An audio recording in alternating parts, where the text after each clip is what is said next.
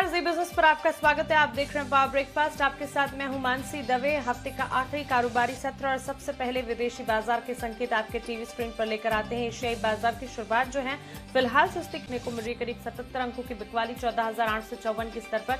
SGX Nifty में फिलहाल trade आप देखेंगे। हांगकांग के बाजार में भी बिकवाली का दबाव फिलहाल देखने को मिल रहा है। करीब 160 अंकों की गिरावट के साथ यहाँ पर ट्रेड है। जापान का बाजार 80 अंक की कमजोरी दिखा रहा है और साथ ही डाउ फ्यूचर्स की अगर बात करेंगे वहां पर भी करीब 40 अंकों की सुस्ती के साथ ट्रेड देखने को मिल रहा है। बीती रात अमेरिकी बाजार की अगर आप बात करें, निचले स्तरों से शानदार रिकवरी देखने के बाद डाउ में करीब 240 अंकों की तेजी के साथ क्लोजिंग होती हुई दिखी है। नैस्डैक S&P 500 की अगर बात करें वहां पर भी नए रिकॉर्ड्स पर कामकाज फिलहाल देखने को मिला है। चलिए विदेशी बाजार के संकेतों में कौन से ट्रिगर्स अहम हैं विस्तार से जान लेते हैं दीपांशु भंडारी से। Deepanshu, good morning. बताएं विदेशी बाजार के संकेत आज कैसे देखे जाए। Good morning Mansi. आज थोड़े मिले जुले आप कह सकती हैं थोड़े सुस्त संकेत दिख रहे हैं जहां तक विदेशी बाजारों को, स्पेशली एशिया के बाजारों का सवाल है। एसजीएक्स निफ्टी जैसा है कि आपने कहा लगभग 80 पॉइंट्स की गिरावट के साथ ट्रेड करते हुए दिख रहा है। अमेरिकी फ्यूचर्स में दबाव है। जापान के बाजार एक दिन की छुट्टी के बाद ट्रेड कर रहे हैं और वहां पर भी आपको हल्का सा दबाव देखने को मिल रहा है। कल शाम अगर आप अमेरिकी बाजारों की बात करें तो वहां पर एक बढ़िया सेशन रहा। अच्छा रिबाउंड आते हुए दिखा। डाउ 34,000 के पार गया और उसके ऊपर बंद हुआ, बल्कि डाउ पर तो हमने 240 अंकों का उछाल देखा और दिन की ऊंचाई के करीब डाउ बंद होते हुए दिखा है। वहीं एक बार फिर S&P 500 और नैस्डैक दोनों पर ही नए रिकॉर्ड्स आपको लगते हुए दिखे हैं। यूएस का Q1 जीडीपी यानी कि जुलाई से मार्च की तिमाही का जीडीपी डेटा आया है। 6.4% की बढ़त दिखाई है। 6.1% का अनुमान था। हालांकि ये पहला एस्टिमेट आया है जीडीपी डेटा का, पर काफी मजबूत है। और अगर आप कुल जीडीपी के साइज को देखें तो जो प्री पैंडेमिक लेवल था 2020 की शुरुआत में, ऑलमोस्ट उसके करीब यूएस जीडीपी का साइज पहुंच गया है। तो कह सकते हैं कि लगभग पूरी रिकवरी हो चुकी है यूएस इकोनॉमी के साइज में जो पैंडेमिक से डिसरप्शन हुआ था। फाइनेंशियल्स और एनर्जी शेयर्स यहां पर हमने खरीदारी आती हुई देखी। वहीं नतीजों से काफी सारे स्टॉक्स रिएक्ट कर रहे थे। फेसबुक का शेयर नतीजों के बाद 7% उछला। एप्पल के शेयर में हालांकि थोड़ी सुस्ती हमने देखी। ट्विटर के शेयर में हमने गिरावट देखी क्योंकि उनकी जो गाइडेंस थी वो थोड़ी सुस्त आते हुए दिखी। वहीं बाजार बंद होने के बाद अमेजॉन के नतीजे आए और दमदार नतीजे आते हुए दिखे। सेल्स में 44% की बढ़त हमने देखी है। वहीं मुनाफा 3 गुना बढ़कर आया है। तो आज शाम इसका भी रिएक्शन बाजारों में आपको आते हुए दिखेगा। नैस्डैक में हमने अच्छी तेजी देखी, नए रिकॉर्ड बने, पर फिर उसके बाद टुवर्ड्स एंड ऑफ सेशन काफी तेजी से फिसलकर नैस्डैक ने अपनी काफी सारी गेन्स गिव अप भी कर दी थी। और जो अमेरिकी 10 साल की बॉन्ड डील है इस पर नजर रखिए क्योंकि कुछ दिन पहले 1.55 के लेवल पर थी, अब धीरे धीरे बढ़कर 1.65% के लेवल पर आती हुई दिखी, जहां से हमने देखा कि हमेशा थोड़ा डिस्कंफर्ट बाजार को आता है। इसके अलावा यूरोप में हमने सुस्ती देखी, स्पेशली जर्मनी के बाजार जो लगभग 1% तक फिसले, बट कच्चे तेल में जबरदस्त खरीदारी आती हुई देखी है। 2.5% का इंटरडे उछाल था और एक टाइम पे तो ब्रेंट $69 के पार आते हुए दिखा। गोल्डमैन सैक्स की रिपोर्ट आई है, वो कह रहे हैं कि आने वाले समय में मांग में बड़ा उछाल आ सकता है और अगले 6 महीने में गोल्डमैन सैक्स कच्चे तेल के दाम $80 पर देख रहा है। तो वहां से भी दामों को थोड़ा सहारा मिला। डॉलर इंडेक्स की बात करें तो 9 हफ्तों के निचले स्तर से थोड़ा रिबाउंड हुआ है। वहीं कल सोने में सुस्ती देखी गई। बिल्कुल दीपांशु, ये तो हुई विदेशी बाजार की बात, लेकिन कोरोना के आंकड़ों में फिर से उछाल देखने को मिला है। क्या स्थिति संभली है या फिर से कोई चिंता की बात है? स्थिति अभी भी थोड़ी खराब दिख रही है और लगातार हम देख रहे हैं कि रोज नए रिकॉर्ड्स बनते हुए दिख रहे हैं। तीसरा दिन है जब नया रिकॉर्ड बना है कोरोना के मामले में। 3,86,000 से ज्यादा के नए मामले कल सामने आते हुए दिखे और अनफॉर्चुनेटली 3,500 लोगों की कल मौत भी हुई है। तो आंकड़े तो अच्छे नहीं हैं। महाराष्ट्र में 67,000 नए मामले आते हुए दिखे हैं। केरल, कर्नाटका, यूपी में 35,000 से ज्यादा नए मामले सामने आए हैं और दिल्ली में भी हम देख रहे हैं जो 24-25 हजार दिन के नए मामले आ रहे हैं, उसी के आसपास आपको आंकड़ा आते हुए दिख रहा है। तो थोड़ी चिंताएं अभी भी जरूर हैं जिस तरह से कोरोना के नए मामले सामने आते हुए दिख रहे हैं। आज प्रधानमंत्री मोदी 11 बजे मंत्री पद के साथ बैठक करने वाले हैं। कोरोना के खिलाफ लड़ाई में कुछ बड़े निर्णय लिए जा सकते हैं, ऐसी खबरें आ रही हैं, तो वहां पर हम सबकी नजर बनी रहेगी। इसके अलावा जैसे कि हम देख रहे थे परसों सीरम इंस्टीट्यूट ने वैक्सीन के दाम घटाए। अब कल शाम को भारत बायोटेक ने भी अपनी वैक्सीन के दाम घटा दिए हैं। कोवैक्सीन की कीमत 600 रुपए से घटाकर 400 रुपए पर डोज है, जो कि राज्य को इस लेवल पर अब बेची जाएगी। वहीं वैक्सीनेशन जो 1 मई से सबके लिए खुलने वाली है 18 साल के ऊपर के, वहां पर थोड़ी देरी के संकेत आ रहे हैं। महाराष्ट्र में तो उन्होंने कहा ही है कि 20 तारीख तक तो शायद उन्हें नहीं मिलने वाली, पर मुंबई में अगले 3 दिन बिल्कुल वैक्सीनेशन नहीं होने वाला किसी भी एज ग्रुप का, क्योंकि वैक्सीनेशन का सप्लाई नहीं है। वहीं बिहार एमपी ने भी कहा है कि 1 मई से सबके लिए वैक्सीनेशन करना इस समय नहीं पॉसिबल है, क्योंकि सप्लाई थोड़ा कम है। दिल्ली सरकार भी फिलहाल नहीं कर पाएगी, पर उन्होंने एक बड़ा प्लान बनाया है कि अगले 3 महीने में सभी 18 वर्षों के ऊपर के लोगों का टीकाकरण कर दिया जाए। इसके लिए कुछ जंबो वैक्सीनेशन सेंटर्स भी सरकार तैयार कर रही है। सीरम इंस्टीट्यूट से 67 लाख खुराक खरीदी जाएंगी। तो ये सरकार की तरफ से अपडेट आया है। और दिल्ली सरकार ने एक रिक्वेस्ट भी करी है कि जो उनका डेली ऑक्सीजन का कोटा है वो 490 मेट्रिक टन से बढ़ाकर 976 मेट्रिक टन कर दिया जाए। जिस तरह से केसेस बढ़ रहे हैं और हॉस्पिटल्स में भी बेड्स बढ़ाए जा रहे हैं। बिल्कुल दीपांशु, शुक्रिया ये खबरों वाले ग्लोबल मार्केट्स के संकेत और साथ ही कोरोना अपडेट हमें बताने के लिए। कल के कारोबारी सत्र में संस्थागत निवेशकों ने क्या किया? एफआईएस ने कैश मार्केट में की है खरीदारी। वायदा बाजार में भी एफआईएस की खरीदारी के आंकड़े हैं। एफआईएस कैश मार्केट में करीब 809 करोड़ की खरीदारी कर रहे हैं। वायदा बाजार में 3460 करोड़ की खरीदारी है। वहीं कैश मार्केट में डीआईएस की तरफ से 942 करोड़ की बिकवाली है। तो क्लियरली एफआईएस की कैश मार्केट और वायदा बाजार में खरीदारी के आंकड़े, लेकिन कैश मार्केट में ही डीआईएस कर रहे हैं बिकवाली। ये तमाम संकेतों को समझते हुए भारतीय बाजार के लिए आज की पहली रणनीति क्या होनी चाहिए, अब ये जान लेते हैं। और हमारे साथ जुड़ रहे हैं जी बिजनेस के managing editor Anil Singh.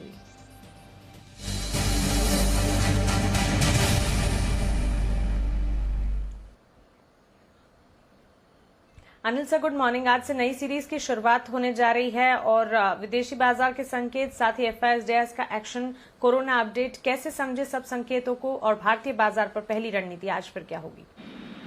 Good morning Mansi. देखिए, ढेर सारे ट्रिगर्स हैं आज भारतीय बाजारों की शुरुआत करने के लिए। और सबसे पहले लोकल ट्रिगर से शुरुआत करते हैं। तो जो एग्जिट पोल के नतीजे आए कल देर शाम 5 विधानसभा चुनाव के, वो कमोबेश बाजार की उम्मीदों के मुताबिक है। सबसे ज्यादा नजर जो पश्चिम बंगाल में, वहां पर उम्मीद के मुताबिक कांटे की टक्कर है। बीजेपी को थोड़ी सी लीड नजर आ रही है और बाकी सारे राज्यों में बिल्कुल उम्मीद के मुताबिक ही एग्जिट पोल के नतीजे आते दिख रहे हैं। तो वो एक न्यूट्रल सा एक संकेत आपके लिए हो गया। दूसरा हमारा लोकल ट्रिगर है और वो है कोरोना को लेकर, जहाँ किसी तरह की कोई रिलीफ है नहीं। फिर से नए रिकॉर्ड मामले आते हुए दिखे, लेकिन वो अलग बात है कि बाजारों का रिएक्शन अभी कोरोना पर है नहीं। तीसरा ट्रिगर जो सबसे बड़ा है आज के लिए, वो है मैच सीरीज की शुरुआत। और डेटा बेहद इंटरेस्टिंग है। एफआईएस पिछले साल भर की हाईएस्ट लेवल पर इंडेक्स लॉन्ग पर शुरुआत करते हुए दिख रहे हैं। यानी कि एफआईएस की तरफ से तेजी की पोजीशन थोड़ी सी ज्यादा रोल ओवर होती हुई दिखी है और वो हाईएस्ट लेवल पे है। तो थोड़ी सी पोजीशन कम होने का खतरा है। तो हम थोड़े से लॉन्ग साइड पर हेवी होकर मई सीरीज में जा रहे हैं। तो आज सबसे ज्यादा इम्पोर्टेंट ट्रिगर ये होगा। और दूसरी बात ये भी कि 4 दिनों तक आपने बहुत अच्छी तेजी देखी है। शॉर्ट कवरिंग का सारा जो मिलना था बाजारों को नीचे का, अब यहाँ से फ्रेश खरीदारी चाहिए। तो वायदा कारोबार के वो जो पॉजिटिव ट्रिगर्स है वो थोड़े से आज के लिए गायब है। बाकी ग्लोबल मार्केट का जहाँ तक सवाल है, कहीं कोई समस्या है नहीं, कोई दिक्कत है नहीं। वहाँ तो बहुत ही बढ़िया माहौल है और अच्छी खासी तेजी होती दिख रही है। 34,000 के ऊपर फिर से बंद हो गया अमेरिका के बाजार डाउ पर। तो वो सारे संकेत है। तो ऐसे में मुझे लगता है मिला जुला सा कारोबार रहेगा। कमजोर शुरुआत होने के बाद निचले स्तरों से रिकवरी आने की आप उम्मीद कर सकते हैं और ऊपरी स्तरों पर प्रॉफिट बुकिंग भी आपके लिए आती हुई रहेगी। 14,750, 14,825 तुरंत प्रभाव से बाजार के लिए एक सपोर्ट लेवल के तौर पर काम करेगा और ऊपरी स्तरों पर 14,975 से 15,050 इस रेंज पर फोकस कीजिए प्रॉफिट बुकिंग के लिए। आज से बैंक निफ्टी का जहां तक सवाल है, 33,000, 33,300 इमीडिएटली सपोर्ट रेंज है और ऊपरी स्तरों पर 34,000, 34,300 ये रेंज है जहां मुनाफा वसूली आने की संभावना है। जी मैम। बिल्कुल अनिल सर, शुक्रिया ये तमाम संकेत हमें समझाने के लिए और पहली रणनीति भी यहाँ पर बताने के लिए। तो क्लियरली आप अब जानते हैं कितने सारे ट्रिगर्स है जो कि भारतीय बाजार पर आज इम्पैक्ट करते हुए दिखेंगे। इन तमाम ट्रिगर्स का असर क्या होता है ये देखना काफी जरूरी होगा और पहली ट्रेडिंग रेंज भी अभी आपके सामने है। सबसे पहले निफ्टी की अगर बात करें, 14,750 से 14,825 इस दायरे को आप निफ्टी के लिए मजबूत सपोर्ट के तौर पर आज के लिए मानकर चल सकते हैं। 14,975 ये दायरा आप अगर जाने, 14,975 से 15,050 ये निफ्टी के लिए ऊपरी रेंज का काम करेंगे। आज एक शुरुआत जो है रेंज में होने की पूरी संभावना दिख रही है। उसके बाद बाजार तमाम ट्रिगर्स पर किन लेवल्स पर रिएक्ट करता है ये देखना काफी इंपॉर्टेंट हो जाएगा। बैंक निफ्टी की अगर बात करें, आप देखिए ऊपरी रेंज 34,000 से 34,300 बैंक निफ्टी के लिए होगी। 33,000 से 33,300 इसे बैंक निफ्टी के लिए आप मजबूत सपोर्ट के तौर पर मानकर चल सकते हैं। लेकिन चलिए अब आगे बढ़ते हैं और खबरों वाले शेयर्स कौन से नतीजे आए, कौन से ट्रिगर्स फैक्टर्स है जो कि आज नजर में रहेंगे, ये जान लेते हैं वरुण दुबे से। Varun, good morning. बताएं निफ्टी एफएनओ रिजल्ट सबसे पहले जो बाजार बंद होने के बाद कल कौन से आए वो हम जानेंगे। Good morning Mansi. देखिए काफ़ी सारे नतीजे आए हैं निफ्टी और एफएनओ में, लेकिन आज जो नतीजे आने हैं वो भी नतीजे आने वाले वो भी इंपॉर्टेंट ट्रिगर्स है, जैसे कि इंडसइंड बैंक है, रिलायंस इंडस्ट्रीज है, सबसे इंपॉर्टेंट तो ये है मेरिको और ट्रेंट, इन कंपनियों के नतीजे आने वाले, तो यहाँ पे नजर रखिएगा। इसके अलावा बैंक ऑफ इंडिया यहाँ नतीजों के साथ साथ पूंजी जुटाने में बैठक है और इंडियन होटल्स नतीजों के साथ साथ पूंजी जुटाने पे इस कंपनी की भी बैठक है, तो यहाँ नजर रखिएगा। अब बात करते हैं नतीजों की, तो यहाँ पे टाइटन नतीजे अनुमान से थोड़े कमजोर है, वैसे मैनेजमेंट ने पहले ही कमेंट्री दे दी थी, रेवेन्यू 61% बढ़े हैं, यह हमारे अनुमान से बेहतर है, लेकिन सबसे इंपॉर्टेंट हिट जो देखने मिला वो मार्जिन पे है। हमारा अनुमान 11.6% का था, 13.6% से गिर के लेकिन ये 11.1% पे आए हैं, कि हमारे अनुमान से भी करीब आधा % के आसपास कम मार्जिन आए हैं। और मुनाफा भी ऐसे ही 560 करोड़ का अनुमान था, 529 करोड़ पे आया है। और मैनेजमेंट ने अपनी कॉन कॉल में भी कहा है कि मार्जिन जो है उसमें थोड़ा प्रेशर देखने मिल रहा है, खासकर जो कंपटीशन बढ़ रहा है उसके चलते मार्जिन में प्रेशर है। आगे कंपनी का फोकस होगा कि कैसे कैसे मार्केट शेयर बढ़ाया जाए। वैसे इनका ये भी कहना है कि जो छोटे मझोले प्लेयर्स है वो अपना मार्केट शेयर ज्यादा बढ़ा रहे हैं। अंबुजा सीमेंट, यहाँ सीमेंट कंपनियों के नतीजे लगातार बेहतर आ रहे हैं। अंबुजा सीमेंट यहाँ नतीजे अच्छे हैं, रेवेन्यूज करीब 28% बढ़े हैं, मार्जिन देखिए 21.3% से बढ़ के 27% आए हैं, जबकि 20% का अनुमान था, और मुनाफा 665 करोड़ पे आया है, तो ये नतीजे काफी बेहतर है। सीमेंट स्टॉक्स पे नजर रखिएगा। एक्साइड अनुमान से बेहतर नतीजे हैं, 43% रेवेन्यूज बढ़े हैं, एबिटा मार्जिन में अच्छी खासी बढ़त है, 13.1% से बढ़ के 14.1%, और मुनाफा 244 करोड़ पे आया है, हर पैमाने पे बीट है। एल&टी फाइनेंस अनुमान से कमजोर नतीजे है, एनआईआई ग्रोथ जो है 9.7% रही, जो कि हमारे अनुमान से काफी कम है। 1950 करोड़ का अनुमान था, 1550 करोड़ पे आया है। नेट इंटरेस्ट मार्जिन बड़े हैं Q-on-Q 6.02% से बढ़ के 6.41%, मुनाफा 31% गिरा है। हालांकि यहाँ एक वन टाइम इम्पैक्ट भी देखने मिला है 161 करोड़ का। श्रीराम ट्रांसपोर्ट यहाँ अनुमान के मुताबिक ही नंबर्स है, एनआईआई जो है करीब 9.6% बढ़ा है और ऑलमोस्ट हमारे अनुमान से आसपास ही है। मुनाफा 755 करोड़ पे आया है, ये भी अनुमान के आसपास ही है, हालांकि हल्का सा मिस है। ग्रॉस एनपीए कम हुए हैं, 7.06% पे आए हैं। एयू स्मॉल फाइनेंस यहाँ नतीजे अनुमान से कमजोर है, एनआईआई ग्रोथ 18.4% रही। इसके अलावा कंपनी का जो मुनाफा है उसमें करीब 38.5% की ग्रोथ देखने मिली है, लेकिन देखिए हमारा अनुमान 220 करोड़ का था, 169 करोड़ पे आया। और ग्रॉस एनपीए बढ़े हैं, 3.3% से बढ़ के 4.25% आए हैं, तो ये चिंता की बात है। तो एयू स्मॉल फाइनेंस जो है वो थोड़े कमजोर नतीजे पेश करता हूँ। बिल्कुल, तो कई सारे नतीजे रहे जो कि इम्पोर्टेंट थे, कल बाजार बंद होने के बाद आए। लेकिन वरुण, अब कैश की कौन सी कंपनियां थी जिन्होंने नतीजे पेश किए, और साथ ही खबरों वाले शेयर्स भी आप बताएं। डेफिनेटली देखिए कैश की अगर बात करें तो सबसे पहले इंडिया मार्ट, इंटरमेश, यहाँ अनुमान था कि शायद नतीजे अच्छे आएंगे, जिस तरह से ऑनलाइन को सपोर्ट मिल रहा है, लेकिन नतीजे कमजोर है। रेवेन्यूज देखिए महज 3.5% बढ़ी है, एबिटा मार्जिन गिरे हैं 50.8% से गिर के 47.8%, और मुनाफा जो है 30% गिरा है। हालांकि कंपनी ने 15 रुपए प्रति शेयर के डिविडेंड का ऐलान किया है। महिंद्रा लॉजिस्टिक्स यहाँ ठीक ठाक है, मार्जिन स्टेबल है, रेवेन्यूज 20% बढ़े हैं, मार्जिन 4.8% पे स्टेबल है, और कंपनी का मुनाफा जो है 26.5% बढ़ा है, 2.5 रुपए प्रति शेयर के डिविडेंड का ऐलान किया है। टाटा कॉफी ये नतीजे काफी बेहतर है और हमारे चैनल पे लगातार इसमें खरीदारी की सलाह भी दी गई है। रेवेन्यूज करीब 14% बढ़े हैं, एबिटा मार्जिन 14.9% से बढ़ के 16.1%, मुनाफा देखिए 10 करोड़ से बढ़ के सीधे 43 करोड़ के आसपास आया है, डिविडेंड दिया है 1.5 रुपए प्रति शेयर का। जय भारत मारुति यहाँ पे भी नंबर्स अच्छे निकल रहे हैं, रेवेन्यूज 35% बढ़े हैं, एबिटा मार्जिन 9.4% से बढ़ के 10.8, मुनाफा दोगुना हो चुका है, 10 करोड़ से बढ़ के 20 करोड़। कंपनी ने 1:1 के बोनस शेयर का ऐलान किया है और 1.25 रुपए प्रति शेयर के डिविडेंड का भी ऐलान किया है। दो खबरें, पेज इंडस्ट्रीज इन्होंने आज से कर्नाटका में अस्थायी रूप से अपना जो उत्पादन है उसको बंद कर दिया है, लेकिन अगले 2 महीने तक इस कंपनी के पास पर्याप्त इन्वेंट्री है, ये अपडेट भी कंपनी ने दिया है। लॉकडाउन हटने के बाद देखेंगे किस तरह से चालू करते हैं। और एस्कॉर्ट्स 1 से 3 मई के बीच अस्थायी रूप से इन्होंने काफी जगहों पे अपना उत्पादन जो है वो बंद कर दिया है, तो कहीं ना कहीं जो लॉकडाउन जो रिस्ट्रिक्शंस हो रहे हैं उसका इम्पैक्ट अब कंपनियों के ऑपरेशन पे देखने मिल रहा है, जहां लगातार कंपनियां अपने ऑपरेशंस बंद करते जा रही है। बिल्कुल, तो कहीं ना कहीं जो लॉकडाउन के रेस्ट्रिक्शन है उसका असर अब दिखना शुरू हो चुका है। वरुण, शुक्रिया ये तमाम जानकारी के लिए और हमारे साथ जुड़ने के लिए। और जी बिजनेस के खास शो बाजार आज और कल में HDFC सिक्योरिटीज के शर्मा जी ने क्या राय दी है, कौन से कॉल्स सुझाए हैं, आप जान लेते हैं। एक अल्ट्राटेक और दूसरा है ICICI बैंक। अल्ट्राटेक पे 6500 की कॉल 224 पे, stop loss 190, target 280। ICICI bank 630 की कॉल 18 रुपए 50 पैसे, स्टॉप लॉस 15 रुपए का, टारगेट इसका 23 रुपए 50 पैसे। ठीक है, तो जैसे कि आप देख रहे हैं ऑप्शंस की दो दमदार रणनीति हैं जो कि शर्मा जी की तरफ से आती हुई दिख रही है। एक तो अल्ट्राटेक सीमेंट स्पेस में लगातार एक्शन हम देख रहे हैं और सीमेंट स्पेस से जुड़ी जितनी भी कंपनियों के नतीजे आ रहे हैं वो भी काफी अच्छे आते हुए दिख रहे हैं।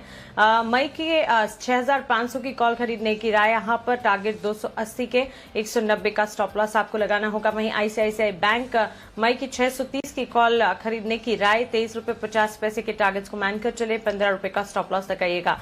आज के लिए कुछ इंपॉर्टेंट ट्रेडिंग कॉल्स अब आप जान लीजिए। सबसे पहले चॉइस ब्रोकिंग की तरफ से वर्लपूल कैश मार्केट में खरीदारी की राय, 2220 के टारगेट्स को मानकर चले, 2140 का स्टॉप लॉस यहां पर आपको लगाना होगा। आनंद राठी सिक्योरिटीज डॉक्टर लाल पैथ लैब पर खरीदारी की राय दे रहे, 3100 के लक्ष्य को मानकर चले, 2800 का एक स्टॉप लॉस लगाइएगा। सेंट्रम ब्रोकिंग एम्फासिस और डॉक्टर रेड्डीज दोनों पर खरीदारी की राय दे रहे, एम्फासिस 1830 के टारगेट्स को मानकर चले, 1740 का स्टॉप लॉस लगाइएगा। वहीं डॉक्टर रेड्डीज में 5220 तक के टारगेट्स देखने को मिल सकते हैं, 5030 का एक स्टॉप लॉस लगाकर खरीदारी करके चल सकते हैं। तो 4 ट्रेडिंग कॉल्स जो कि खरीदारी की आपके लिए इंट्राडे पर्सपेक्टिव के लिहाज से आज आती हुई।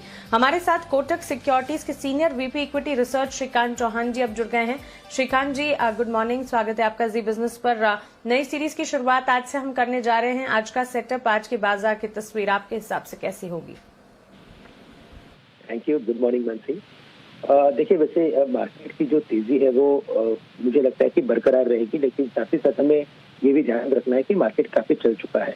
तो ऐसा हो सकता है कि मार्केट थोड़ा करेक्ट हो सकता है। 14,800 से लेकर 14,700 के रेंज में निफ्टी के लिए काफी बड़ा सपोर्ट है और जितना नीचे मिले उतना अच्छा ही मार्केट के लिए।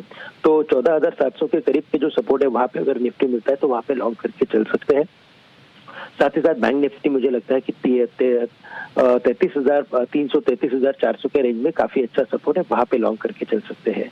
अगर स्टॉक्स की बात करें तो हमें लगता है कि साइक्लिकल स्टॉक्स और मेटल स्टॉक्स में तेजी बनी रहेगी और हिंडाल्को में मुझे लगता है कि बाय करके चले। कल के दिन की जो क्लोजिंग थी वो 370 के करीब की थी, 360 रुपए का स्टॉप लॉस रखे और यहाँ पे हम टारगेट 390 से लेकर 400 के रख सकते हैं। साथ ही साथ अगर साइक्लिकल की बात करें तो अल्ट्राटेक सीमेंट पे भी ध्यान रखना है और यहाँ पे हमें लगता है कि ये 6650 के स्तर छू सकता है, 6300 का स्टॉप लॉस रखना जरूरी है। जी मानसी। बिल्कुल श्रीकांत जी, साथ ही सेक्टर स्पेसिफिक क्विकली आपकी राय हम जानना चाहेंगे। सेक्टर स्पेसिफिक हमें लगता है कि अभी साइक्लिकल्स में ध्यान बढ़ेगा और जब भी हमने मेटल्स में तेजी देखी है तो उसके बाद अगर तेजी होती है तो वो सीमेंट स्टॉक्स में होती है। तो आज के दिन में अगर आप देखें तो मुझे लगता है कि रैमको सीमेंट, अंबुजा सीमेंट और साथ ही साथ अल्ट्राटेक सीमेंट, इन स्टॉक्स में हम तेजी देख सकते हैं। और अगर यहाँ से अगर कोई भी करेक्शन अगर आता है तो वापस हमें फाइनेंशियल्स पे ध्यान देना है, बिकॉज यही स्टॉक है कि जो मार्केट को वापस ऊपर लेके जा सकते हैं। बिल्कुल श्रीकांत जी, शुक्रिया ये तमाम जानकारी के लिए, सवालों के जवाब देने के लिए और हमारे साथ जुड़ने के लिए। तो अब आपके पास यहाँ रिकमेंडेशन है इक्विटी मार्केट्स पर भी। आप सबसे पहले अगर देखें हिंडाल्को, अल्ट्राटेक सीमेंट दोनों पर ही खरीदारी की राय है। प्लस हम देख रहे हैं शर्मा जी की भी ऑप्शन की दमदार रणनीति अल्ट्राटेक सीमेंट पर आते हुए दिखी है। हिंडाल्को 360 के स्टॉप लॉस के साथ 400 का टारगेट मानकर चले। अल्ट्राटेक सीमेंट 6650 के टारगेट्स को ध्यान में रखें, 6300 का स्टॉप लॉस लगाइएगा। एसएमसी ग्लोबल की वंदना भारती जी से कमोडिटी मार्केट्स पर हमने बातचीत की और उनकी रिकमेंडेशन अब आपके सामने रख रहे हैं। सबसे पहले बेस मेटल्स की चार्ट की अगर बात करें, तमाम बेस मेटल्स में बिकवाली का दबाव फिलहाल देखने को मिल रहा है। एल्यूमिनियम, लेड, जिंक, कॉपर, आप देखेंगे सबसे ज्यादा गिरावट अगर कहीं हावी होती हुई दिख रही है जिंक में देखने को मिल रही है। इनफैक्ट लेड में भी करीब 1.5% की गिरावट यहां पर देखने को मिल रही है। वंदना की राय कॉपर पर है, बिकवाली की जगह 760 के स्टॉप लॉस के साथ 750 का यहां पर टारगेट मानकर आप चल सकते हैं। वहीं गोल्ड बुलियन मार्केट में भी बिकवाली की रणनीति आती हुई देखने को मिल रही है। 46,400 के टारगेट्स को ध्यान में रखें, 46,850 का यहाँ पर एक स्टॉप लॉस आपको लगाना होगा। तो कमोडिटी मार्केट्स में भी दो कॉल्स हैं, दोनों जो हैं वो बिकवाली की तरफ इशारा कर रही है। लेकिन अब वक्त है FIR का यानी कि ब्रोकर रिपोर्ट का एक्शन समझने का।